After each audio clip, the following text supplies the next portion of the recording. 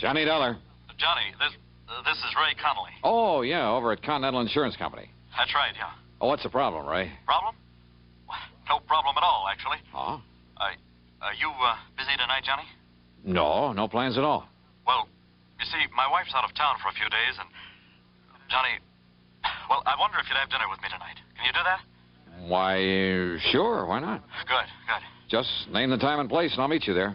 Well, I happen to have a nice, thick fillet of prime beef in my refrigerator at home. And if you like steak... Sure do. Well, why don't you run over to my place at, say, 6:30? I'll pour you a couple of cocktails, and we'll tackle that steak. Okay, Johnny? Ray. Yeah?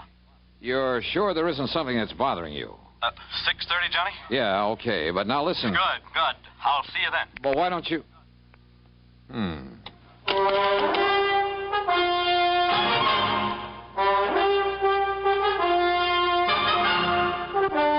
Bob Bailey in the exciting adventures of the man with the action-packed expense account. America's fabulous freelance insurance investigator. Yours truly, Johnny Dollar.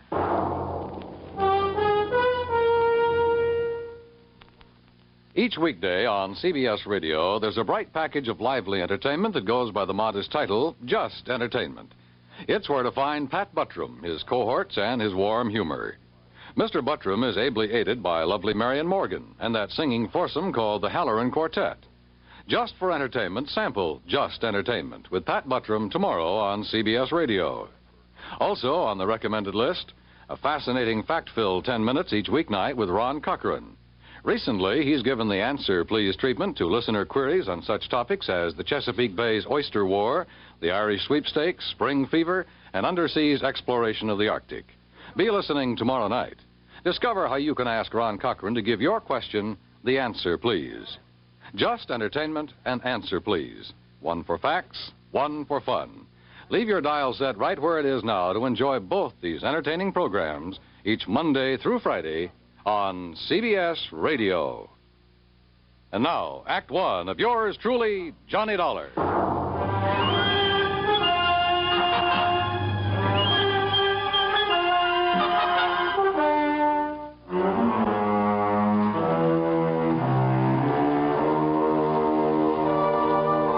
Expense account submitted by Special Investigator Johnny Dollar to the Continental Insurance Company, Home Office, Hartford, Connecticut. Following is an account of expenses incurred during my investigation of the fatal Filet matter. There was something very funny about Ray Connolly's sudden invitation to have dinner with him, much less cocktails. I'd been at his office far too many times, had seen the bottles of pills that he kept in his desk, watched his secretary bring him a glass of milk at precisely 10:30 a.m. and exactly 3:15 p.m., had listened to the dull details of his ulcer-free diet more times than I can remember. So when Ray said cocktails, come on now, Dollar, stop trying to build up a case out of nothing. And yet, for reasons that will be made clear later in this report, everything goes on expense account. Item 1, $1.40 for a cab to Ray's apartment. It was 6:30 on the nose when I pushed the doorbell. Oh, and I decided that if he did have something bothering him, I'd let him get around to it in his own sweet time. I wished later that I hadn't. Johnny, I'm glad to see you. Come in.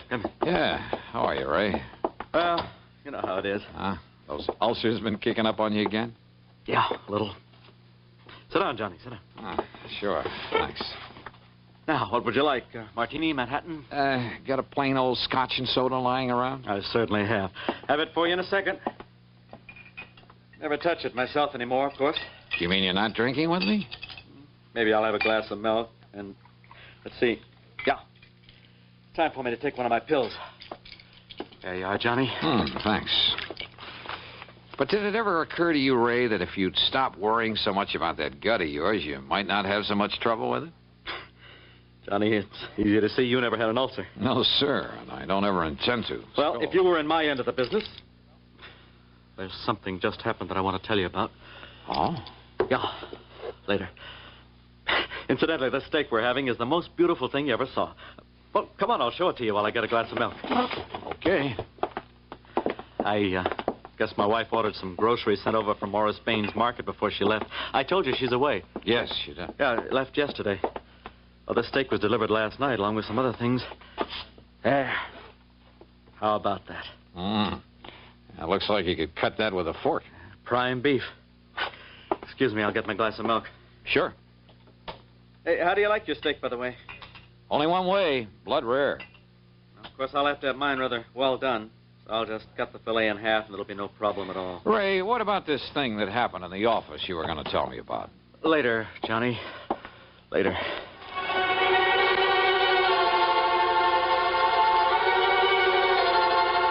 Again, looking back, I wished that I'd pressed the point, but I didn't. Instead, I had another drink, watched him sip his glass of milk, listened to him complain some more about his pet ulcer, and then, finally, we sat down to dinner. There we are. Isn't that the most beautiful steak you ever saw? Oh, no. Huh?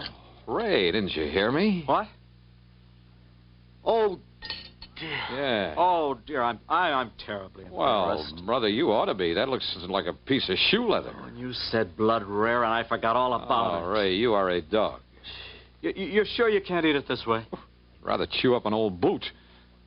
Hey, listen, now, something's bugging you. Now, what is it? Nothing, Johnny. Look, I'll go out and buy another one for you, huh? And let yours sit here and get cold? No.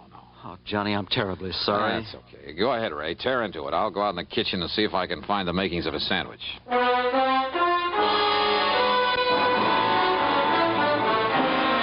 I could have killed him overcooking a perfectly good steak that way.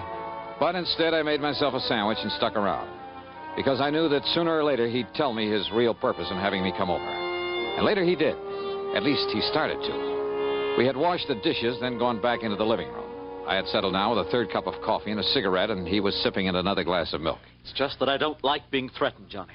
Threatened? Heaven knows I have enough trouble keeping this ulcer under control with just the daily run of problems I have to face at the office. Oh, what do you mean by you know, people demanding more from their insurance than they deserve. People filing claims when they aren't entitled to any insurance at all, and then trying to... Oh!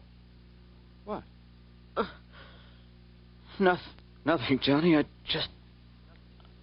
I'll be all right. You forget to take one of your pills, Ray? No, but maybe I better take another. Oh, yes, me. You're taking too many of them. But what was this talk about being threatened? Well, Johnny, this fella by the name of... Oh, no. Ray. Johnny! Ray, what's the matter? This pain in my stomach, it's killing me. Easy now. Here, let me get you on the sofa. Oh, medicine, quick, please. There you are. Now, what medicine? Anything to stop this, Johnny. I grabbed the telephone and called Dr. Ramsey. But because of a traffic tie-up, it was nearly half an hour before he got there. Meantime, Ray lay on the sofa getting paler and paler until he was white as a sheet. The doctor, completely familiar with Ray's ulcer problem, did what he could.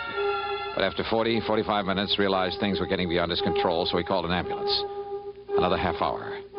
And yeah, by the time they got him to the hospital, in spite of injections and oxygen along the way, Ray Connolly was dead. Act 2 of yours truly, Johnny Dollar, in a moment. Tibet in the news. Who's an expert on Tibetan affairs? Who was the personal guest of the Dalai Lama in happier times at the top of the world? Why, Lowell Thomas, of course. Ask us another part of the world, and there's every chance the answer again would be Lowell Thomas. The roving raconteur has been just about everywhere, seen just about everything. So when a story breaks, he has that extra edge of intimate first-hand experience to give extra dimension to his reporting. One of the most colorful men in the industry, one of the most striking different sounds on the CBS radio network is Lowell Thomas, heard every Monday through Friday evening with his fascinating reporting. Only a network could bring you a Lowell Thomas. Only the CBS radio network does.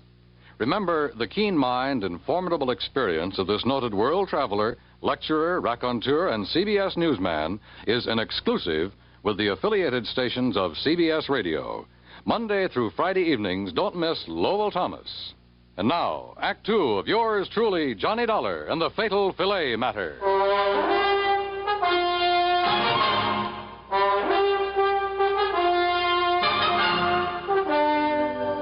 Yes, Mr. Dollar, I knew that Connolly's ulcer condition was serious. I've been treating him for a couple of years, but I certainly never believed this could happen. What it means is that he bled to death. Is that it, Doctor? Yes, internal hemorrhage. But of such intensity, I don't understand it. And yet, well, let's face it, Dollar, this sort of thing has happened before. Has happened before. Yes. Doctor, you may be right about that. Well, of course I am. But not in the way you think. I went back to Ray's apartment, let myself in with a key I'd filched out of his pocket, then went over every inch of the place. And I came up with nothing. Nothing, that is, until I went into the kitchen. There I saw for the second time the bag of groceries that his wife had had delivered from Baines Market, from which Ray had taken only one thing, so far as I knew. The steak he'd eaten that night. Yeah, and he had eaten every bit of it. I dumped them out on the table, made a list of them. Then I noticed something else on the table. It was a cheap gold-plated cufflink with the initials XD on it. Early the next morning, I talked with Morris Bain, proprietor of the food market. Insurance investigator? That's right, Mr. Bain. Well, no, Joe, just call me Morris. That's what my customers do. Okay, Morris. Well? Well, of course. I'll be glad to cooperate, Mr. Dollar, every which way I possibly can. Good.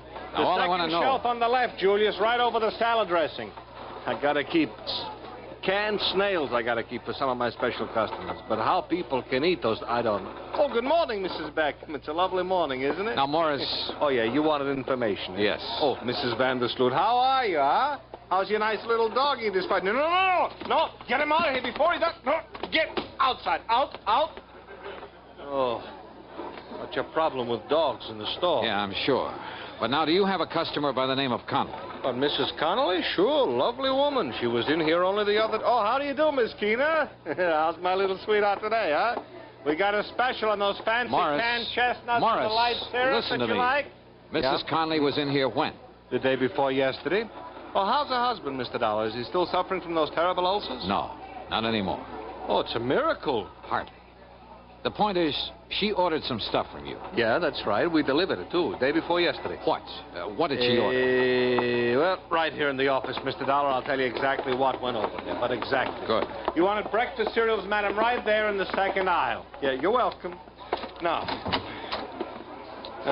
right here in this pile of bills is the one for whatever the...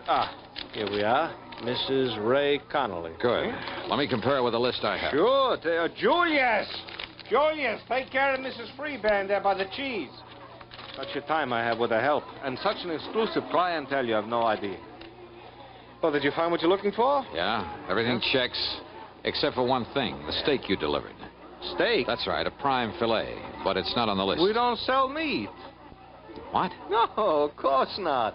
Sadie, double-check the Hathaway order. Somebody made a mistake last week. Wait a minute. That's a good... You're sure your delivery boy didn't take a steak to the Connollys? How could he?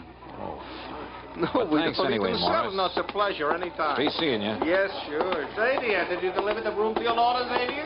So do it right now away. we try a different tack. Item 2 or 3, whatever it is, a dime for a phone call to Dr. Ransom.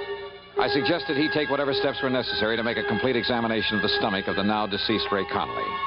Item 4, 85 cents for a cab to the office of Continental Insurance. Ray's secretary had obviously been crying. I just can't believe it, Mr. Dollar. Yeah, I know, Gracie. Now listen. Did any of the people who've come here to see him ever threaten him?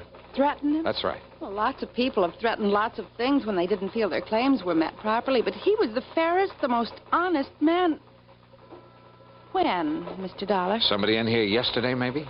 Yes, there was a man in here yesterday who was very angry about something. Oh? I could hear him pounding the desk in there and swearing. Who was he? I don't know. He must have come back with Mr. Connolly after lunch, and I didn't see him leave, but look, he lost a cufflink. A cufflink? Let me... XD. What? Gracie, this is the man I'm looking for. Can you find me a policy with this man's name on it? Just from these initials with all the policies on file? Probably a beneficiary whose claim was settled or refused. You say the man, Mr. Dollar. Yeah, Gracie. The man who murdered your boss.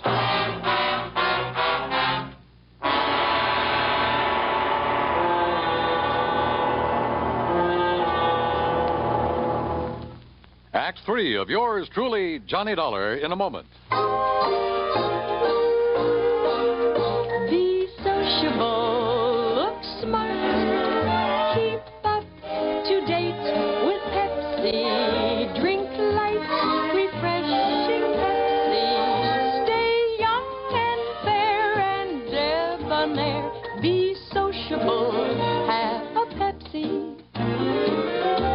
friends drop in, let your hospitality show you're sociable in the modern manner. Pepsi, you know, is the favorite of the smart and young at heart.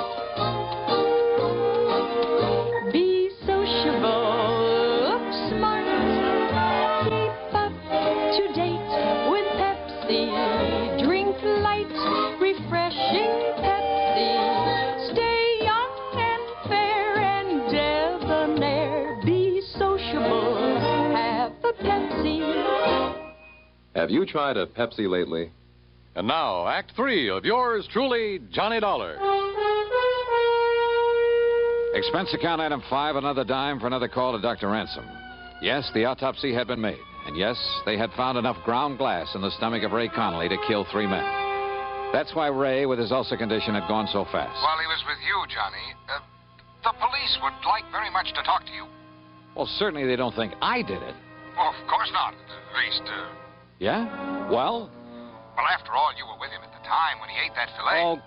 Okay, Doc. I'll get in touch with him. Item 6, 10 cents for another call to Ray's secretary at Continental Insurance. Yes, Mr. Dollar, I have. Nice going, Grace. What's his name? Xavier Donato. The folder was still at Mr. Connolly's desk. Donato. And the address? 13425 Sunset. Sunset. Got it. And listen, the reason he was angry with Mr. Connolly... Yeah? He was named as beneficiary of his father's life insurance policy. Yeah? But his father just committed suicide. You see what I mean? Yeah. Donato couldn't collect. Yes. I mean, no, he couldn't. So... Gracie, you're a doll. Item 7, $2.50 for a taxi to the address far out on Sunset Avenue. It turned out to be an old ramshackle rooming house in a pretty lousy neighborhood. Sure, look for yourself, but I tell you, he ain't here anymore. When did he leave? Yesterday morning, bag and baggage. There you are, see for yourself. Now, don't tell me he's still living here. Well, I can't say that I blame him. What's that? Have you any idea where he might have gone? If I did, I'd send the cops to get the rent he owes me. The cops will want him for a lot more than your rent, lady. Yeah? What's more than that? Murder. Item 8, another phone call to police headquarters. I talked with Sergeant Jimmy Maxwell in homicide. Only I listened more than I talked. Cufflinks, huh? With the initials XD on them? That's right. What's the idea of not telling us before? As if you didn't know it, that's withholding evidence. And in a murder case... Hey, look, that's another thing, Dollar. If you suspected murder, why didn't you call us in instead of having that doctor order the autopsy? You trying to hide something? Are you kidding? Where are you, anyway? We've been combing the city for you. As if you didn't know, you got a little explaining to do Hey, down look. here. And listen, who do those initials XD stand for? Well, if you let me get a word in edgewise, I might tell you. Well? The D stands for Donato. The X for Xavier.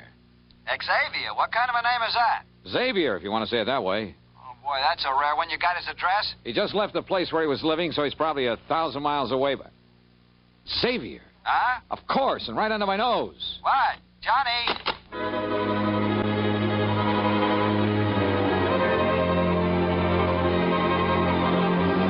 Maybe I should have told him more, everything I knew. But I didn't want to have to wait for the police or anybody else. Ray had been a friend of mine, and to bring his killer to justice was all I cared about. As for that name, Xavier, of course I'd heard it, only a few hours before. And for some stupid reason, it had never occurred to me that it began with the letter X. Item 9, $1.50 for another taxi. This time to the... Yeah, you guessed it. Excuse me, please. Julius, Pardon me, will you please, madam? What do I got to tell you? You pack the vegetables on top. Morris. Goes in the bottom, huh? Morris, come over here. Mr. Dollar. Back so soon already? Now listen, when I left you early this morning, Yeah? just as I was leaving, I heard you call somebody by the name of Xavier. Yeah, you mean that slowpoke, huh? That dumb, stupid... All right, is he lazy- still here? What's his last name? His last name? Yeah, what is it? Well, his last name, it's... Sadie, how many times I got to tell you when a customer's got a complaint? Well, this one has. What? No. Xavier. Mr. Dollar. Xavier. Xavier Donato. Looking for me, mister? You're Xavier Donato? Yeah. What do you want? I just want to show you a couple of cufflinks. Here. Are these yours? Yeah, mine. Then don't try to pull a gun. Me? I got no gun, mister. I found one of these in Ray Connolly's office. Sure. I got mad. I slam bang on the desk at him. I found the other one at his apartment, where you delivered that steak to him. That steak full of ground glass. Where'd you get that steak? Wilson's Prime Market along the way to his place. Then you put in the glass and took it up to him. Yeah. That was pretty good, huh? Say, you from the cops? You expecting the cops? I don't know. But you didn't run. You didn't leave town. Sure, because I'm smart. You leave town, they know you done it. They chase you, they catch you. And honest, I didn't know it was going to kill him. You know it now. But I had to get even. You know, because he wouldn't give me that insurance because my old man killed himself. So did my grandpop and his old man. Just because they didn't get something they want. You mean they all committed suicide? Sure. Because it was all, you know, off in the head. But not me. You understand? Because I'm smart. Somebody does something against me, like that insurance, well, I get even with them. You understand? I don't go kill myself. I get even with them. And you think they're going to find out? No. You think they're ever going to catch me? What do you think? Oh. You did, didn't you? Yeah. Gee.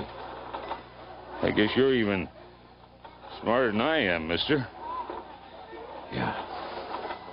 Come on, Xavier.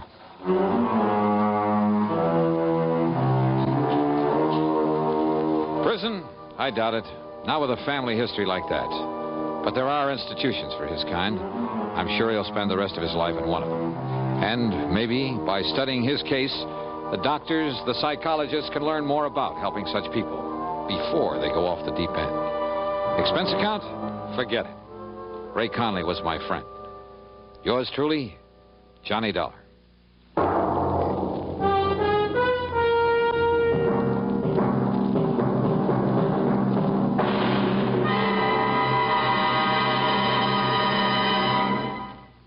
Our star will return in just a moment. A good college education has a lot to do with your future. Whether you're a student, a parent, a college alumnus, a prospective employer, or just an average citizen, you have a stake in the future health of our colleges. The future security and well-being of our nation depends on them. Now is the time to help by contributing to the college of your choice. Just as our elementary and high schools have become overcrowded, so now our colleges are threatened by the increased school population. Funds must be forthcoming now to expand college facilities and hire more professors. Otherwise, our colleges will be unable to handle the millions of future students seeking entrance. If we're to improve our standard of living and maintain our free way of life, we must have greater college facilities and have them now. For more information, write for a free explanatory booklet to Higher Education, Box 36, Times Square Station, New York, 36. Now, here is our star to tell you about next week's story. Next week, a pair of twins. And believe me, they bring me a double dose of trouble. Join us, won't you? Yours truly, Johnny Dollar.